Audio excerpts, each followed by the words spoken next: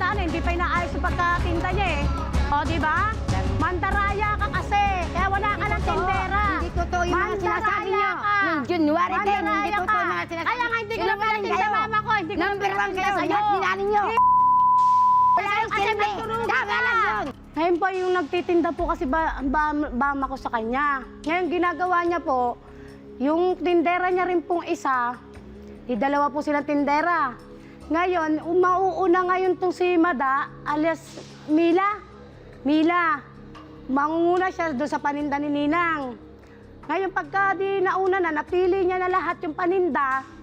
Ngayon, susunduin niya naman ngayon mama ko. Ang ibibigay sa mama ko, yung mga bulok-bulok na pinagpilian na. May mga tapyas-tapyas na.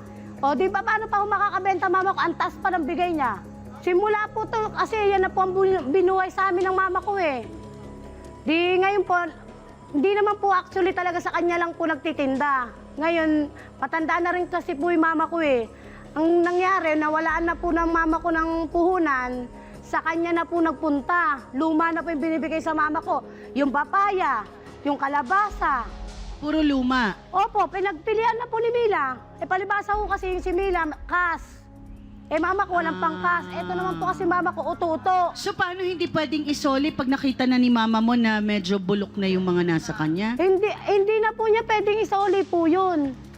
So, minsan daw kulang ang timbang. Opo, yung Kaya kulang pa nagiging po. kulang kasi minsan pag bulok na magaan na yun eh. Opo, yung papaya po, may tapyas na po. Di tatapyasan ng mama ko para matanggal po yung bulok.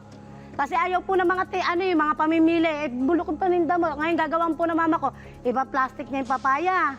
Tapos tatapyasan po ng yung bulok po. Tapos ngayon po yung sitaw, dilaw na. Di magkano po yung 100, isang bundle.